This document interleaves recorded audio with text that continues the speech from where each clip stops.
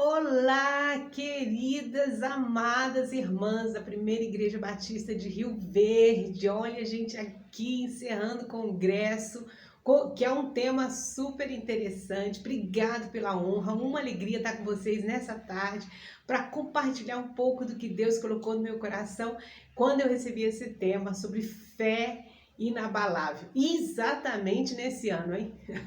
O ano 2020 é um ano sem comentários. Um ano que tem colocado a nossa fé em xeque, não é? Fé inabalável. E diante de tantas notícias que a gente tem recebido, isso está ficando muito claro como é que é a nossa fé. E é um ano de muito sofrimento, né? Muita notícia triste. Todos nós, a população mundial está lidando com notícias tristes o tempo inteiro. E notícias tristes nos fazem sofrer. A gente então que é mulher, acho que a gente só acaba sofrendo um pouco mais, né? Tem um monte de mulher aí sofrendo até de ansiedade por pensar no sofrimento que ainda pode vir, que isso daí não é tudo. A gente sofre por coisas que nos acontecem e a gente sofre por coisas que acontecem com pessoas que a gente ama, amigos, parentes.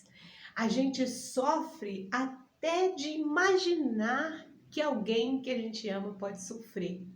Você já percebeu que às vezes a gente sofre até por pessoas que a gente não conhece? Eu não sei, possivelmente está acontecendo com você, o mesmo está acontecendo comigo. Eu tenho recebido muitos pedidos de oração de pessoas que eu não conheço, as histórias mais tristes, acidentes ou doenças repentinas, ou alguém que está entubado, e sabe aquele negócio assim, eu recebi de algum grupo, e a pessoa manda para mim e diz, eu recebi de um grupo, nem ela sabe quem é a pessoa, mas você lê e você sofre com aquela notícia. E é muita tristeza, é muita perda que tem acontecido o tempo inteiro. E esse é o tema da mensagem dessa tarde, a fé em meio às perdas. Essa fé inabalável em meio às perdas.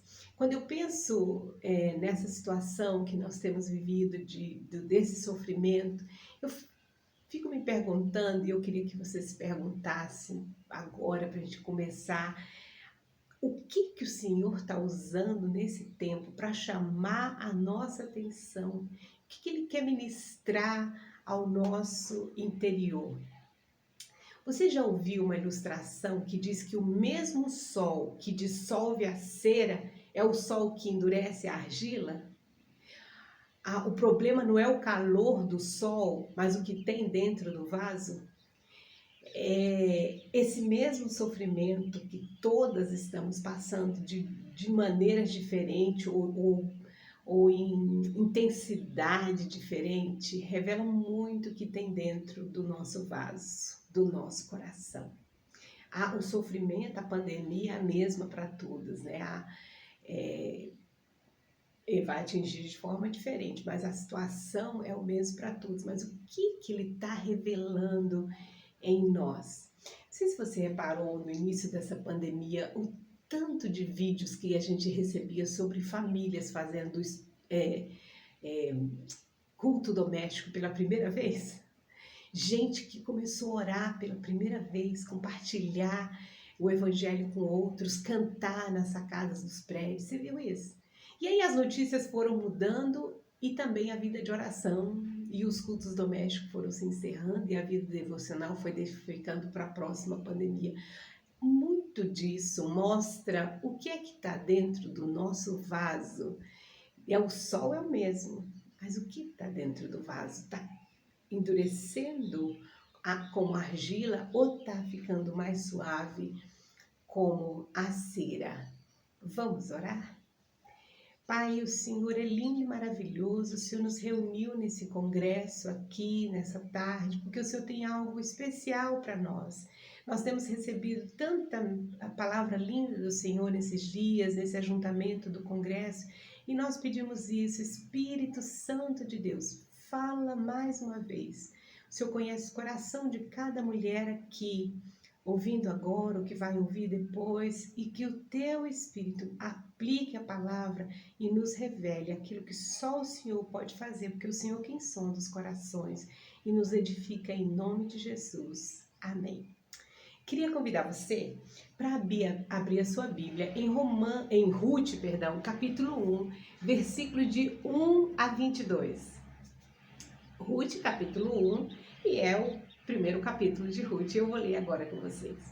Nos dias em que os juízes governavam, houve uma fome na terra, pelo que um homem de Belém de Judá saiu a peregrinar no país de Moabe, ele, sua mulher e seus 2 filhos.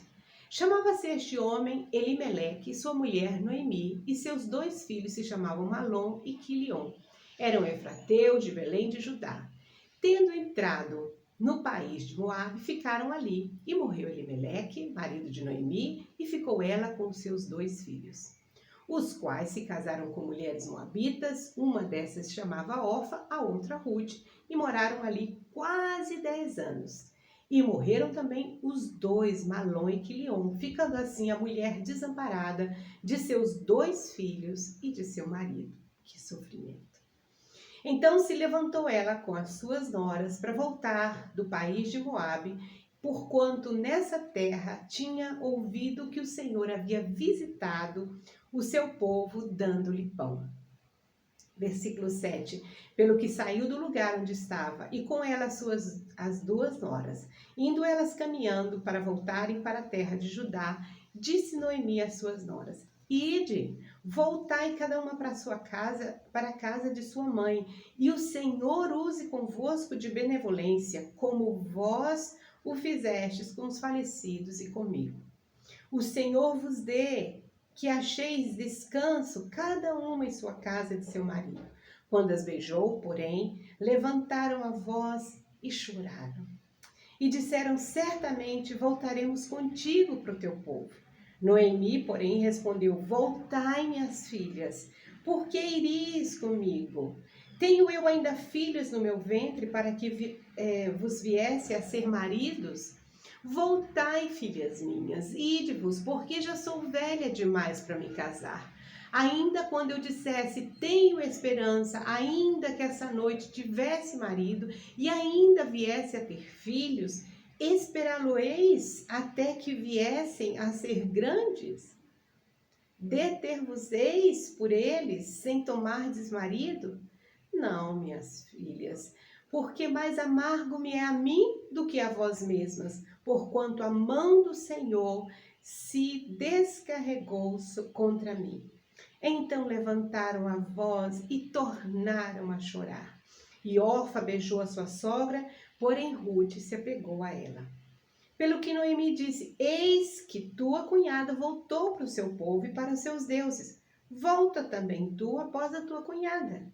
Respondeu, porém, Ruth: não me enches para que te abandone e deixe de seguir-te, porque aonde quer que tu fores, irei eu, e aonde quer que pousares, ali pousarei eu. O teu povo será meu povo, o teu Deus será o meu Deus.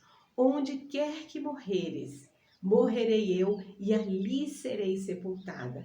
Assim me faça o Senhor, e outro tanto, se outra coisa que não seja a morte me separar de ti. Vendo Noemi que de todo estava resolvida a ir com ela, deixou de falar nisso. Assim, pois, foram-se ambas até que chegaram a Belém. E sucedeu que, ao entrarem em Belém, toda a cidade se comoveu por causa delas. E as mulheres perguntaram: é esta porventura Noemi? Ela, porém, lhes respondeu: não me chameis Noemi, chamai-me Mara, porque o Todo-Poderoso me encheu de amargura. Cheia parti, porém vazia o Senhor me fez tornar. Por que, pois, me chamais Noemi, visto que o Senhor testemunhou contra mim e o Todo-Poderoso me afligiu? Assim Noemi voltou, e com ela Ruth a Moabita, sua nora, que veio do país de Moabe, e chegaram a Belém no princípio da cega da cevada.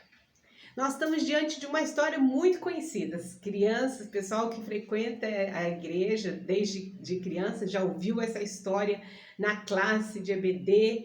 É uma história que também inspira os jovens, os casais, né, nos votos. E a gente tem aqui nessa história 3 mulheres. As 3 sofreram perdas, as 3 perderam os esposos e cada uma delas reagiu de maneira diferente, até porque nós somos diferentes. Na nossa vida, a gente também sofre muita perda. E você vê, por exemplo, no início dessa pandemia, todos nós perdemos a liberdade de ir e vir, não foi? Perdemos a liberdade de abraçar, a liberdade para a igreja, a liberdade de visitar, às vezes até os pais, de visitar amigos, de sair, não foi? Nós perdemos. A gente perde em diferentes situações. Nem sempre a perda é por causa da morte de alguém. Às vezes é a perda de um emprego, às vezes perda de um amor, né? Perda de um sonho e tantas outras coisas.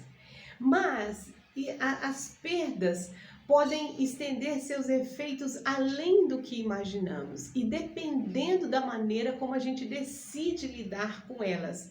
As perdas, elas põem em xeque a nossa fé e a gente descobre então quão e se temos uma fé inabalável.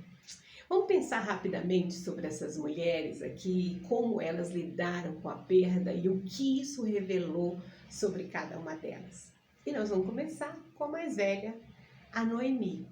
Me desculpa, mas eu coloquei um título, Noemi, uma fé infantil. O texto diz que o esposo dela, Noemi, e ela, seus filhos, eles foram para Moabe porque tinha fome na cidade de Belém, casa de pão. Olha só, contraste, estava com fome. E eles, então, vão para Moabe e ela vive o suficiente para ver os seus filhos crescerem e se casarem. E, então, o esposo da Noemi morre.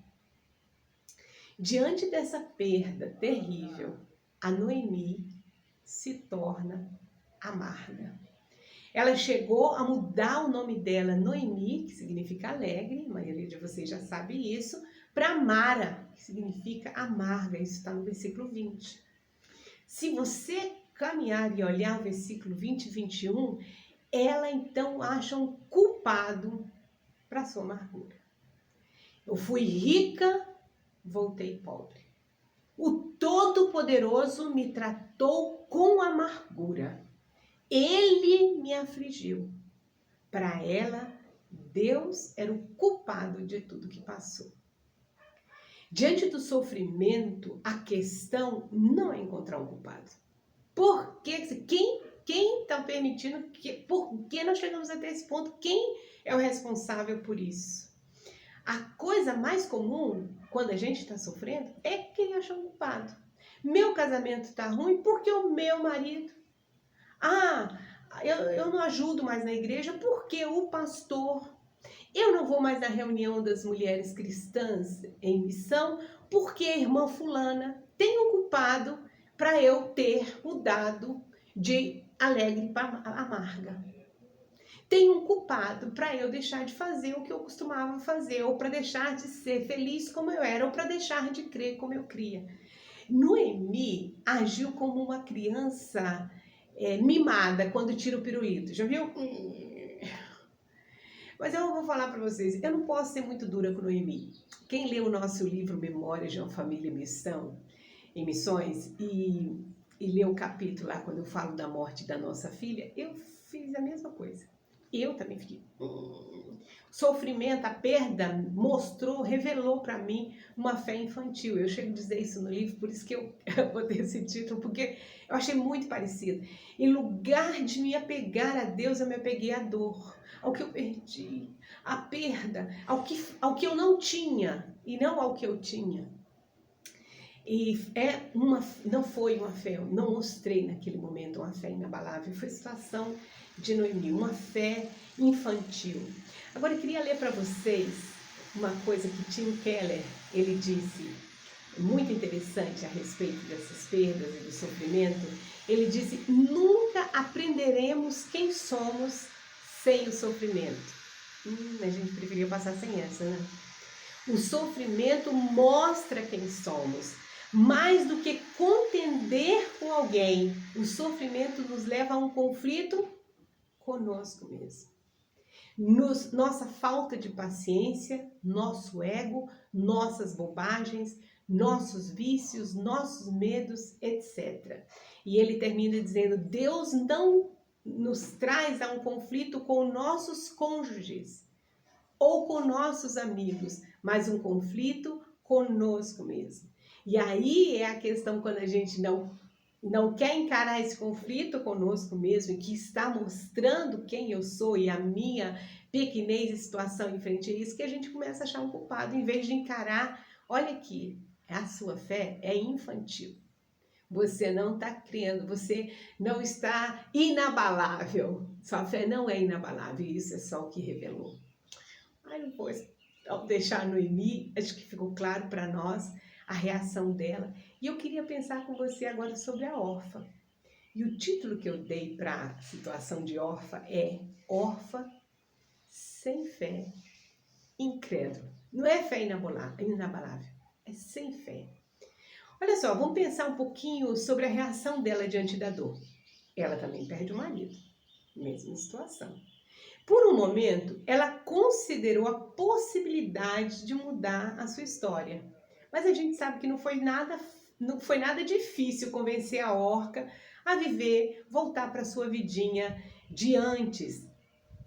Ao seu povo, ao seu passado, vida que segue, toca para frente, vamos ser tudo como era. Aquele sofrimento não fez diferença nenhuma na vida de órfã. Com o sofrimento, a órfã teve a oportunidade de um recomeço, de escrever uma nova história, mas ela não teve desejo nenhum de ressignificar o que havia perdido. Como disse a autora Bruna Oliveira no seu livro Dias de Glória, a órfã trocou a possibilidade de uma nova história por um beijo e um tapinha nas costas de tá tudo bem. Vamos pensar? Que esse longo caminho debaixo do sol de volta para a cidade de Belém, que nem era a cidade dela, para um novo, para que esse trabalho? Faz de conta que eu tentei, eu vim até um pedaço, a sogra disse: volta, tudo bem, ó, tentei, ninguém pode me acusar, eu volto para minha vidinha, não muda nada, deixa do jeito que tá, vamos, eu prefiro o caminho mais fácil, o lugar que eu já conheço. O texto básico dessa conferência, desse congresso, está em Hebreus 11:3, e vocês estiveram lendo ele todos esses sábados. Ele diz: pela fé, entendemos que os mundos, pela palavra de Deus, foram criados de maneira que aquilo que se vê não foi feito do que é aparente. Reação como a de órfã é a mais esperada. É comum entre as pessoas. Olha, se o que eu esperava não saiu como eu queria, eu vou crer mais para quê? Ter fé para quê? Eu orei pelo meu esposo, eu orei pela minha tia, pela minha irmã que estava doente, agora crer para quê? Já morreu, fiz e agora? Então, sabe, para que continuar crendo? Ela esperava ter uma vida longa ao lado do seu esposo, mas não foi isso que aconteceu. Eles viveram tão pouco tempo juntos que eles morreram sem ter filhos. Mas as coisas não saíram como ela planejou. Ela tinha um plano, não saiu como planejou, então deixa eu fazer o que eu acho que eu devo fazer, ficar com isso que é conhecido, o que é normal para mim, deixa eu tocar minha vida do jeito que eu acho que tem que ser. A órfã não mostra fé nenhuma em crer que poderia haver um futuro diferente, que pudesse haver esperança, de que Deus permitir aquela situação com um propósito maior. Ela nem entra para ver por que Deus nos deixou viver essa situação.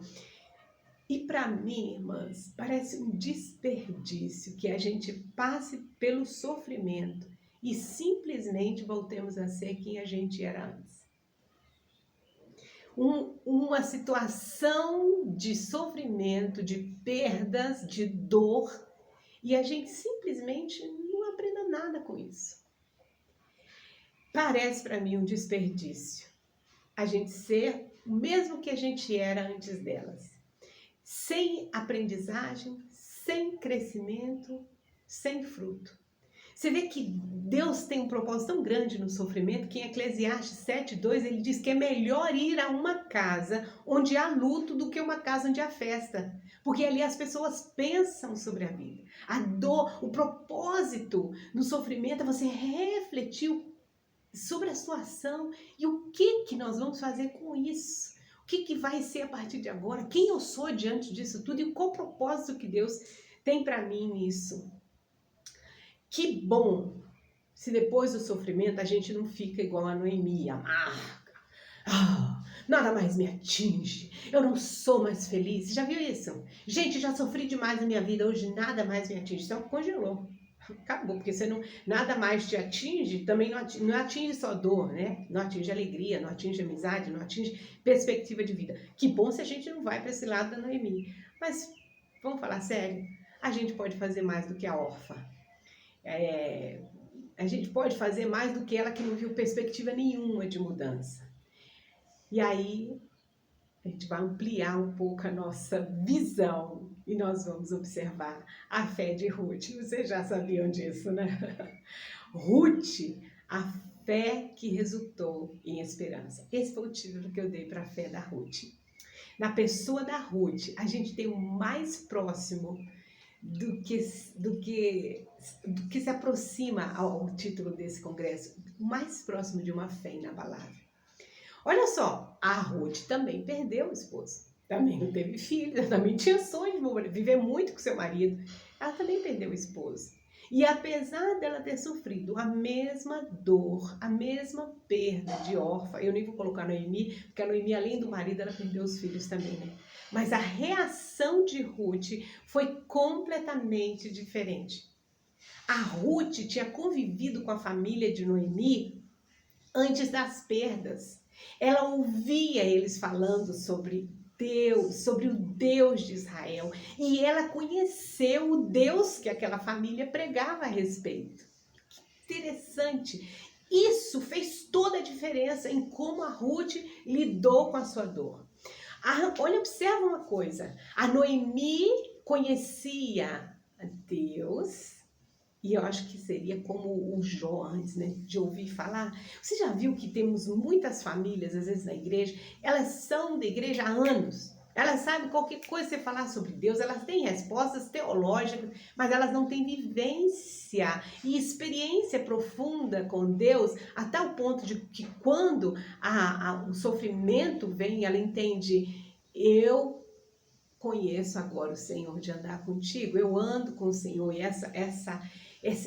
observa isso, o sofrimento do Jó faz ele entrar num monte de questionamento, mas quando ele passa por aquele sofrimento, aí aquilo que a gente estava comentando antes, que não aconteceu com Orfa, que era ressignificar a dor, e ele diz, antes eu te conhecia de ouvir falar, mas agora é de andar contigo, não quer dizer que o sofrimento não abala a gente, faz assim, né, dá uma sacudida, por isso que revela o que tem dentro. Mas a Ruth, por ter conhecido o Deus que a família de Noemi pregava, a forma dela lidar com o sofrimento foi totalmente diferente, porque ela conhecia a grandeza do Deus que agora ela tinha elegido como seu, que era totalmente diferente das crenças que ela tinha no seu povo, totalmente diferente do relacionamento dos deuses com os deuses que ela tinha no seu povo. Ela sabia que Deus podia fazer algo do que não se vê, que é o nosso texto de Hebreus, texto desse tema, do que não se vê. Apesar de ter passado pela experiência da morte em sua família, Ruth guardou a convicção da esperança. Não acabou tudo, não acabou tudo. Isso é lindo demais. Ainda tem esperança. E eu anotei uma frase aqui que é como se a Ruth dissesse, eu estou viva. E eu preciso viver no crédito que a vida me deu e não no débito da circunstância que se apresentou. Viver no crédito que eu estou viva. Alguém morreu, mas eu estou viva. Deus terminou o propósito dele para aquela pessoa, mas eu estou aqui. E agora tem esperança, porque Deus está vivo. Jesus está vivo, aleluia. Eu já falei isso em alguns lugares que eu preguei, talvez você tenha ouvido falar isso. É uma coisa que eu aprendi depois da morte da minha filha e que me dá assim, muito medo quando eu leio nos status de pessoas que falam com toda boa intenção no Facebook, sei lá onde, ela põe status, põe uma foto da família ou foto do filho e diz: minha família, minha vida, meu filho, minha vida, meu filho, meu tudo. Gente, não é seu marido, sua família, não pode ser o seu tudo, não pode ser sua vida, porque eles se vão em algum momento, porque nós somos passíveis de morte. Quem tem que ser o meu tudo é Cristo. Quem tem que ser o meu tudo é Jesus. Senão a gente perde o emprego e pensa: a vida acabou. Olha, teve uma época que nós vivíamos no Peru, nós contamos isso no livro, era suicídio atrás de suicídio. Sabe por que aquelas pessoas se suicidavam? Porque perdeu o namorado, porque perdeu o emprego, porque o marido traiu. Gente, isso não pode ser nossa vida. A nossa vida precisa ser Cristo. E se eu tenho esse entendimento que é Cristo, pode vir o sofrimento, alguém vai morrer, vai doer, mas a minha vida não acabou, eu ainda estou aqui. Então ele ainda tem propósito comigo. Ele não tem mais. O propósito daquela pessoa que se foi, acabou. Deus já tinha algo com ela, Deus completou. Você precisa entender isso, nós precisamos ter isso muito claro. Porque quando a gente tem claro que a minha vida é Cristo, e Paulo diz: não vivo não, mas Cristo em mim, sempre vai ter esperança. Ai, não tem por que pensar no suicídio, não tem por que se afligir, se afligir com as perdas, porque Cristo está vivo. E Noemi e Ruth entendeu isso. Cristo está vivo, então tem esperança. Deus está vivo, o Deus dela, que ela conhecia Cristo na época. Deus está vivo, o Deus dela está vivo. Aqui em Brasília está chovendo. E ela passa por essa experiência da morte com essa convicção. Tem esperança. Ainda tem esperança. Vai, tem Covid, tem alguém que teve não sei o quê, eu fiquei doente, eu levantei, mas tem esperança. O Senhor me deu a vida e eu preciso viver no crédito que a vida me dá, que Ele me deu, que Ele permite em mim. Ela não procurou um culpado, ela reconheceu que o pouco que restou para ela era dádiva de Deus. Ai, glória a Deus, você entende isso? O pouco que restou, isso que deu força para ela recomeçar. Glória a Deus, linda demais. Nada seria como antes. Nada vai ser como antes depois das perdas. Nada vai ser como antes, mas isso não quer dizer que tudo vai ser pior. Ai, claro, no início dói para chuchu. Dói para chuchu. Dói é muito ruim. Mas isso não quer dizer que tudo se acabou e que vai ser pior. Não é verdade. E aqueles que refizeram sua vida depois do sofrimento, depois das perdas, seja de um trabalho, de uma família, sabe que é verdade, sabe o que eu estou dizendo. Nada vai ser como antes, mas não quer dizer que vai ser pior. Ruth se negou a ficar no lugar da dor. Aqui foi o lugar da dor. Não, eu vou para frente, eu vou continuar, eu não vou ficar aqui. Eu ouvi uma palestra sobre luto alguns dias atrás, muito boas. E aí tudo que todo mundo quer saber, especialmente nesse tempo que a gente tem perdido tanta gente querida, né, amigos ou situações assim, quanto tempo vai durar minha dor? E cada um enfrenta um jeito diferente. Mas o que a gente precisa é não ficar no lugar da dor. Sofre o luto e vamos passar adiante. E vamos passar adiante, buscando no Senhor uma fé inabalável. E olha, os discípulos falaram assim: Senhor, aumenta-nos a fé. E a Bíblia diz que a fé vem pelo ouvir a palavra de Deus. Tem jeito não. Se a gente não estiver separando tempo para ler a palavra, a nossa fé não vai se tornar inabalável. É quando você lê a palavra que você... aquele sopro vem, sopra a cinza e faz, opa, tem esperança. Tem que ler a palavra. Organiza a sua agenda aí, se não está fazendo isso. Senão não tem jeito de ter fé inabalável, não. A palavra de Deus, a Bíblia, ela faz esse florescer da nossa fé para uma fé inabalável.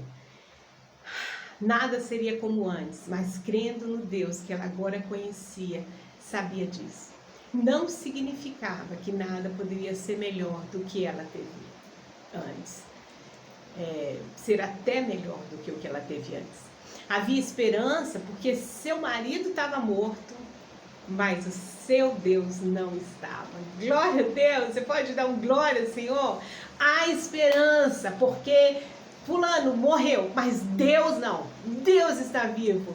Ele está vivo. Há esperança. A transformação de perdas em propósitos depende da nossa decisão em crer naquele que pode criar coisas novas, coisas do que não é aparente. Glória a Deus! Você entende o capítulo, esse versículo que estivemos lendo todos esses sábados aqui nesse congresso? Deus pode criar coisas novas do que não é aparente. Presta atenção nisso. Não deixa a sua fé, a sua visão, a sua perspectiva de vida focar no que você não tem, no que se acabou, no que foi perdido, no que parece que não tem mais jeito, porque Deus cria do que não é aparente, do que nosso olho não está vendo. Ele cria, Ele faz novo. Glória a Deus!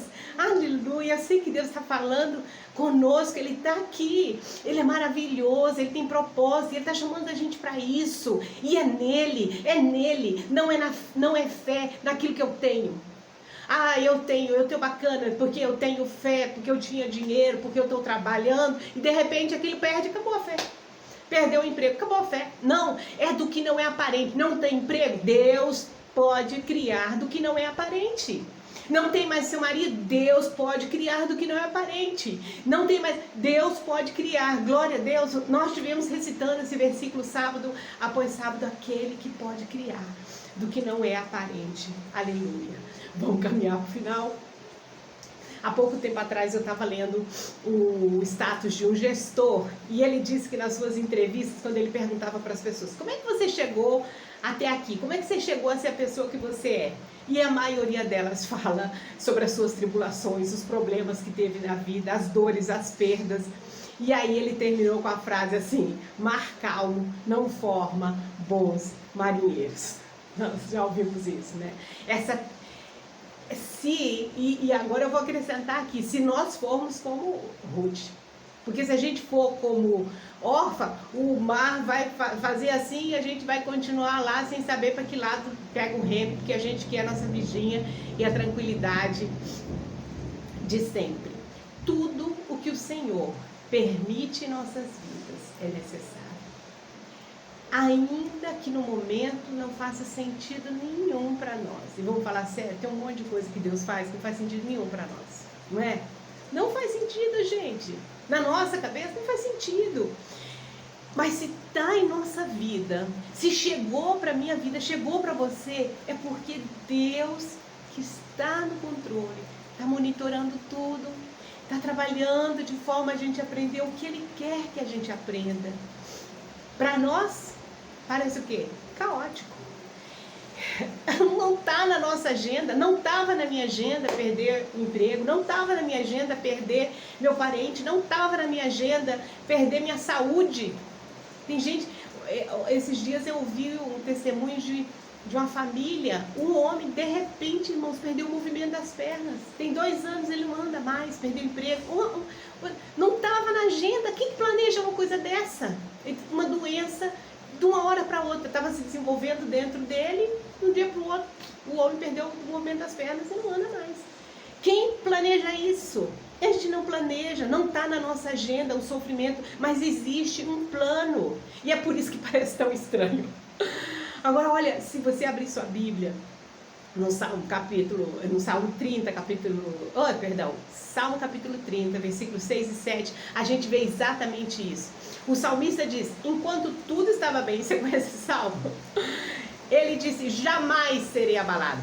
Não é? Quando eu estou no meu emprego, jamais serei abalado. Família, está todo mundo saudável, jamais serei abalado. E foi tão somente, eu espero que não atrapalhe, que a chuva agora aumentou bem, não atrapalhe você de ouvir. E foi tão somente a situação mudar, ele teve medo, ficou perturbado e ele descobriu que a sua fé não era abalada. Anota aí para você ler depois, Salmo capítulo 30, versículos 6 e 7. E é verdade, você já viu como a nossa fé é inabalável quando está tudo bem? Aí alguém está com um probleminha lá na fé e a gente fala, que é isso, irmão? Vamos crer, até que o negócio chega lá em casa, né? Quando o sofrimento, quando a perda bate lá em casa, aí nosso conselho para o irmão lá, vamos crer, já não é tão assim. O salmista ele fala isso, porque a gente é natural, a gente é normal. Irmão, vai abalar? Vai abalar. Mas não pode ficar, não pode ter. Tinha uma corinho que cantava antigamente, você lembra? Tô balançando, mas não vou cair. Vai abalar? Vai. Você tem que segurar, vai dar uma mexida, né?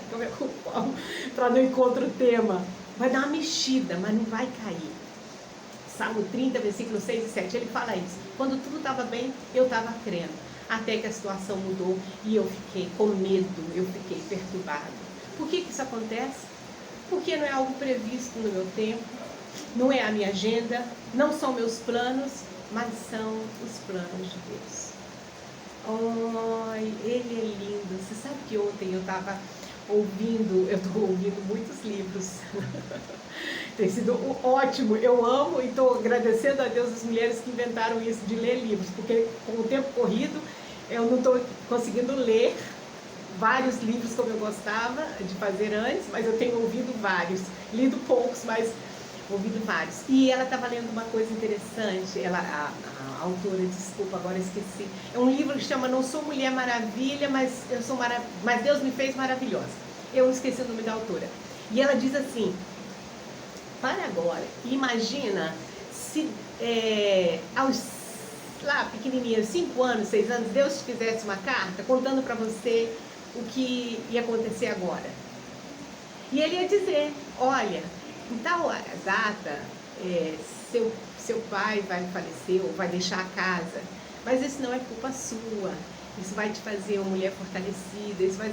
E aí ela começa a contar várias coisas, como que o sofrimento e as dores que ela passou fizeram dela, fortaleceram ela como pessoa. Deus é lindo e Ele é Pai. E uma coisa que é muito forte para mim, sempre me lembrar quando as coisas acontecem assim, difíceis, é que Deus é bom o tempo todo. Ele é um Pai perfeito. Ele me quer ver caminhando.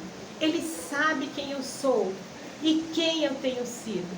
Então a crise me faz ver quem eu tenho sido e qual tipo da minha fé. O cântico oficial desse congresso, ele diz isso: cada vez que a minha fé é provada, o Senhor me dá a chance de crescer um pouco mais. O Senhor me dá a chance de crescer um pouco mais.